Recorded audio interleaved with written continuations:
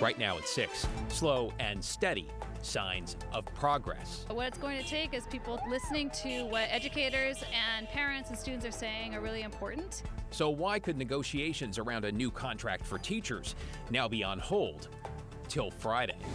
Plus, the Timbers roll out their new head coach. Never would this decision be made if there wasn't full conviction that Phil is the right person, and he's the right person now. The club's response to fan criticism over the hire. And the local nonprofit on a mission to motivate. It's so fun to see that sense of accomplishment on their faces. The workshop hoping to inspire young girls to explore a future in STEM.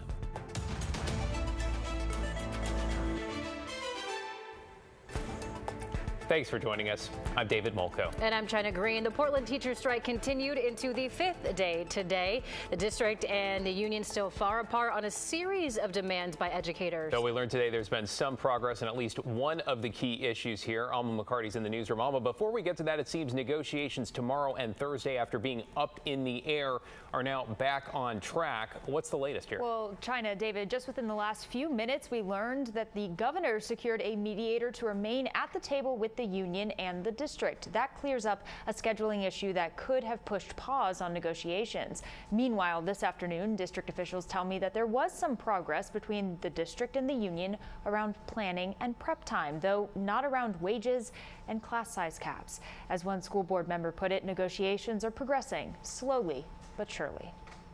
Tuesday morning at Atkinson Elementary in southeast Portland, the Portland teachers' strike continued for its 5th day.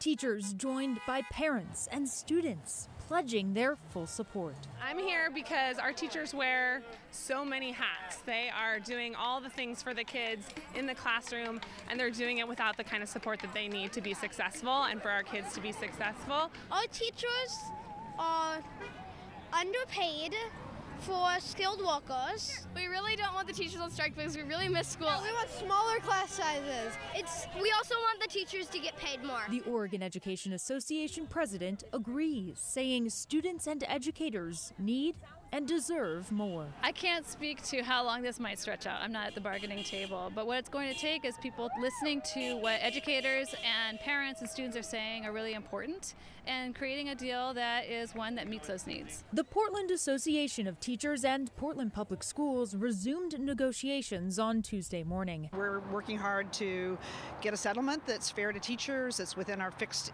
budget, but also ensures that our kids get back in school. Members of the school board, like Julia Brim Edwards, also remain at the table, hoping the district and teachers reach a deal as soon as possible. I think slowly but surely would be good, but a good description. And I know there's a sense of urgency, again, by all parties.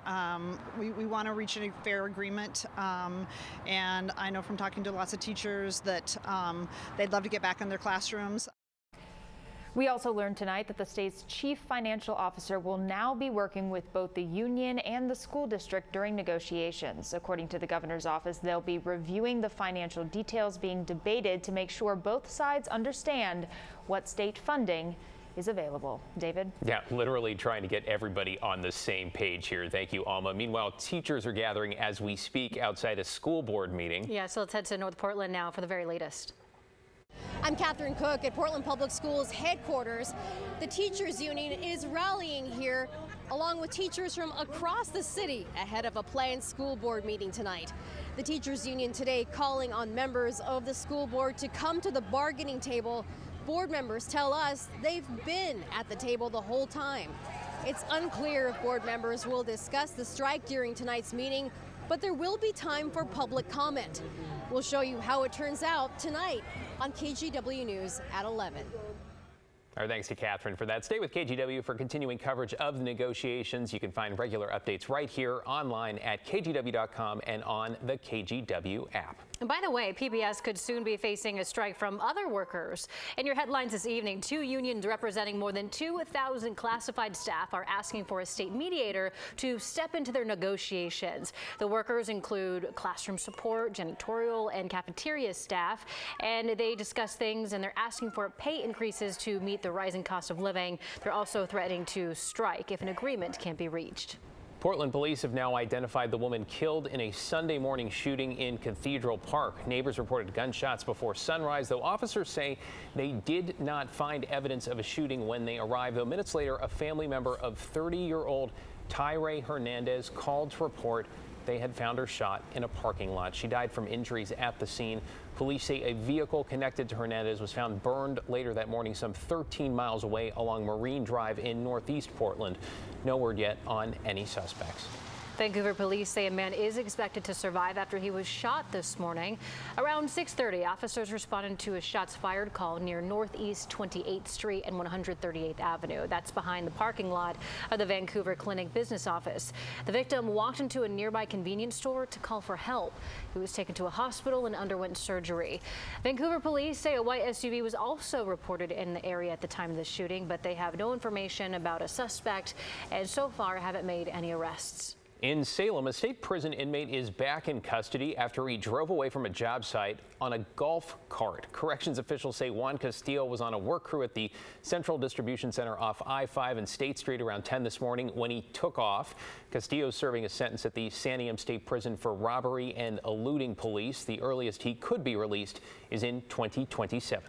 Oregon State University is again reporting record enrollment, surpassing 36,000 students across its campuses and online. Enrollment is up by about 1,400 students system-wide, or 4% over the last year. The main campus in Corvallis now has more than 24,000 students. More than 1,300 students now attend OSU Cascades and Bend, and nearly 1 in 3 OSU students now take classes online. This is the 27th year in a row that OSU has set a new enrollment record. All right, we've got some new snow on the mountain, and look at that, Timberline Lodge. I mean, it just looks so beautiful, right? Looking like winter, looking like ski season. There was 9 inches of new snow. We got a ways to go before there's enough snow to get the lift spinning, but working on it. Mother Nature is, right? You can see the clouds banked up against the Cascades today, but that's all winding down. Now that the sun is going down, our showers are rapidly ending. However, there's still a few left in Clark County and over Multnomah County, spilling over to Washington County, across the West Hills, the north part of the West Hills here, and out towards Sauvie Island, and then again Clark County into Skamania County. But this batch of rain is not long for our world. It will be winding down, contracting, and then dissipating as we go through the nighttime hours. You can see here on Doppler radar, there's still a few showers left upstream, but again, as we go deeper into the night, I expect all of those to end. Fog will form with a clearing sky, but we have a dry Wednesday on the way. Should get some sun. The rain comes back on Thursday, so it's not a very long dry spell, but it is a dry spell. More on that later, guys. Back to you. Thank you, Matt. See you in a few.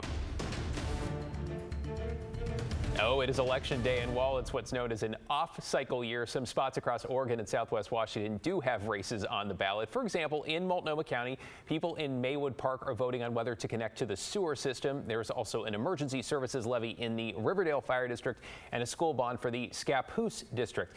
In Washington County, there's a levy to increase fire and emergency services in Cornelius and Gaston, and school bonds for the Scappoose and West Lynn Wilsonville districts. And then in Clackamas County, there are counselor positions up for grabs in Gladstone and West Lynn, as well as a bond to put a police station in Molalla. Also levies and bonds in several school districts there. A reminder, for ballots to count, they must be dropped off by 8 this evening or postmarked with today's date. And to make elections work, you need county clerks and election staff, right? But right now, Oregon is having a hard time recruiting and retaining them. In Salem today, county clerks, along with professors at Reed College, presented to lawmakers a study on county election staffing and how it has come to what they're calling a breaking point. So here are some of the big takeaways.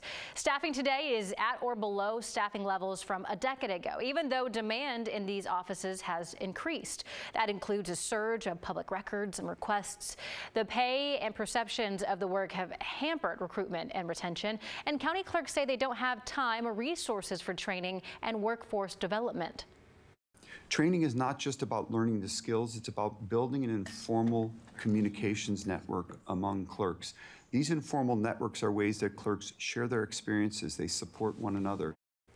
They also presented a list of recommendations to lawmakers, and the study also gave us a glimpse of what county clerks are dealing with in what they call a toxic political environment. They prepare for active shooter events. They are armoring their front desks. They feel unsafe sharing what they do for a living, and they field endless calls questioning their work or intentions.